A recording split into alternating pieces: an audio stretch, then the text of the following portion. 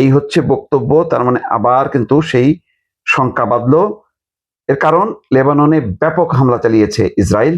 89 জন নিহত হয়েছে, 700 জনের বেশি আহত হয়েছে। এই যখন অবস্থা, তখন হরমুজ প্রণালী এখনো বন্ধ জানিয়ে পারস্য উপসাগরে চলাচলকারী জাহাজগুলো জানিয়েছে। তারা জানিয়েছে যে হরমুজ প্রণালী এখনো বন্ধ।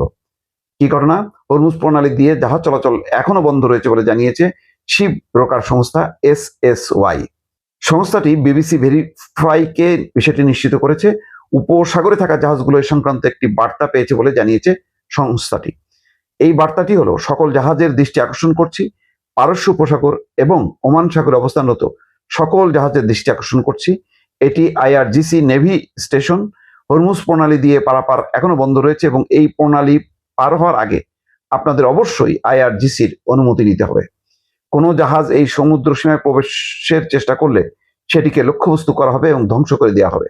SSY এর ট্যাঙ্কার রিসার্চ বিভাগের প্রধান ক্লেয়ার গ্রিয়ারসন বিবিসি ভেরিফাইকে বলেছে, আন্তর্জাতিক সামুদ্রিক সতর্কবার্তার জন্য ব্যবহৃত রেডিও চ্যানেল জাহাজের নাবিকরা এই ঘোষণা শুনতে পেয়েছেন। হরমুজ প্রণালী দিয়ে তেলবাহী ট্যাঙ্কার চলাচল আবার বন্ধ হয়ে গেছে বলে বিভিন্ন ইরানি সংবাদ মাধ্যমও খবর দিয়েছে। এই খবর এমন এক সময় যখন ইসরায়েল লেবাননে স্থলাভিযান শুরুর পর থেকে সবচেয়ে বড় হামলা চালাচ্ছে।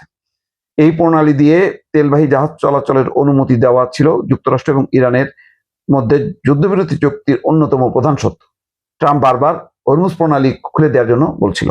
তবে IRGCর সংশ্লিষ্ট সংবাদ সংস্থা ফার্স জানিয়েছে, বুধবার সকালে ইরানের অনুমতি নিয়ে দুটি তেলের ট্যাঙ্কার এই প্রণালী অতিক্রম করতে পারলেও বর্তমানে ট্যাঙ্কার চলাচল বন্ধ করে দেওয়া হয়েছে। ইরানের সরকারি সংবাদ সংস্থা ইরনাও জাহাজ চলাচল বন্ধ হওয়ার খবর প্রকাশ করেছে। এই দুটি সংবাদ মাধ্যমে লেবাননে ইসরায়েলের অব্যাহত হামলাকে এই জাহাজ চলাচল বন্ধের কারণ হিসেবে উল্লেখ করেছে। ইতিমধ্যে পররাষ্ট্রমন্ত্রী আব্বাস আরাকচি পাকিস্তানের পররাষ্ট্রমন্ত্রীর দৃষ্টি আকর্ষণ করেছে এবং বলেছে যে যুদ্ধবিরতির শর্ত লঙ্ঘন করেছে ইসরায়েল এবং লেবাননে হামলা চালাচ্ছে। ফলে পরিস্থিতি কিন্তু একেবারে স্বাভাবিক হয়েও হচ্ছে না, এমন একটা পর্যায়ে আছে দর্শক।